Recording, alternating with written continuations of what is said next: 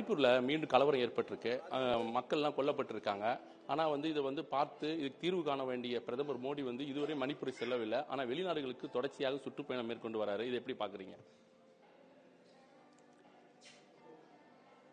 மணிப்பூரில் நடைபெற்று வரும் வன்முறைகளுக்கு இந்திய ஒன்றிய அரசே பொறுப்பு என அங்கே நாங்கள் சென்றிருந்த போது இருதரப்பாருமே குற்றம் சாட்டினார்கள். அந்த மாநில அரசும் இந்திய ஒன்றிய அரசும் இணைந்து அரசியல் ஆதாயத்திற்காக இத்தகைய வன்முறைகளை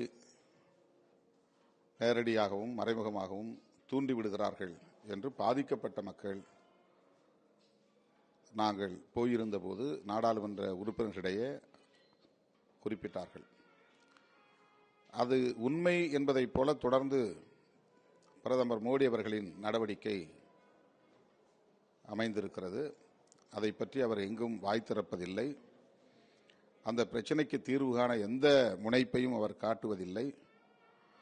அந்த பகுதியில் மக்களை சென்று சந்திக்க வேண்டும் என்பது பாதிக்கப்பட்ட மக்களின் எதிர்பார்ப்பு என்பதையும் தாண்டி நம்முடைய தேசத்தின் எதிர்பார்ப்பாகவும் அது உள்ளது.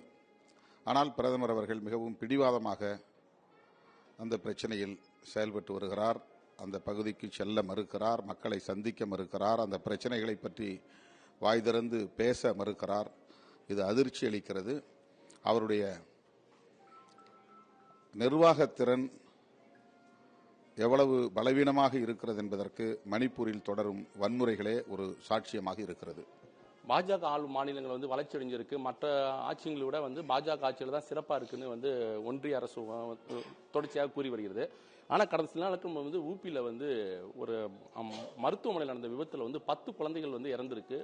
சில குழந்தைகள் இன்னும் சீரியஸாகவே இருக்கு. இதை நீங்க எப்படி பார்க்குறீங்க?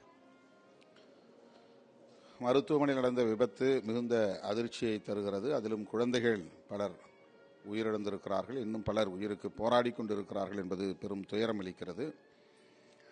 பிற கட்சிகள் ஆளக்கூடிய மாநிலங்களை கடுமையாக விமர்சிக்கக்கூடிய பிஜேபியினர் தாங்கள் ஆளும் மாநிலங்களில்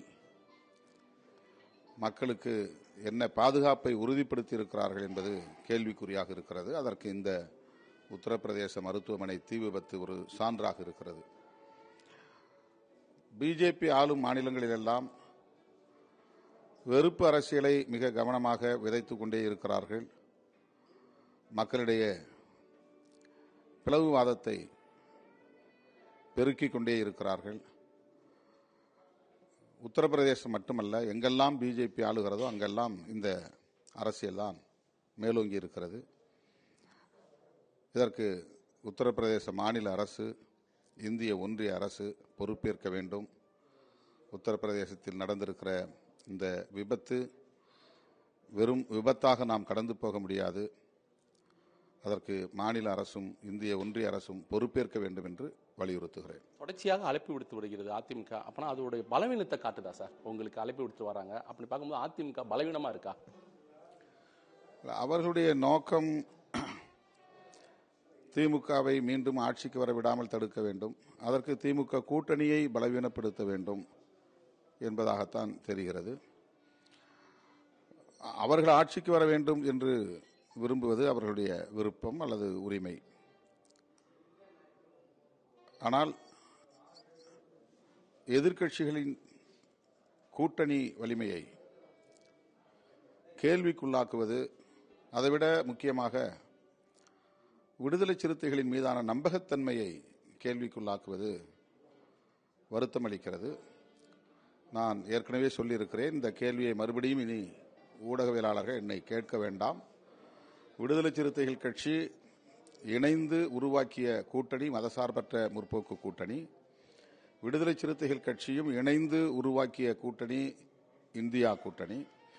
எனவே நாங்களும் இணைந்தே உருவாக்கியிருக்கிற ஒரு கூட்டணியை பாதுகாப்பதும் வலுப்படுத்துவதும் எங்களுக்குள்ள கடமையாகவும் இருக்கிறது என்பதை மறுபடியும் நான் உறுதிப்படுத்துகிறேன். புதுச்சேரி தமிழகத்தில் எந்த ஒரு அரசியல் நிகழ்வு நடந்தாலும் விடுதலை சிறுத்தைகள் கட்சியை சுத்தியே நடக்குது. இது உங்களை வலிமைப்படுத்துறதா, உங்களுக்கு சிரமத்தை ஏற்படுத்துதா? வலிமை பெற சிரமமும் கூடும். வலிமை பெற்று வருகிற அதே வேளையில் சிரமங்களையும் நாங்கள் சந்தித்துக் கொண்டிருக்கிறோம். நன்றி சார்.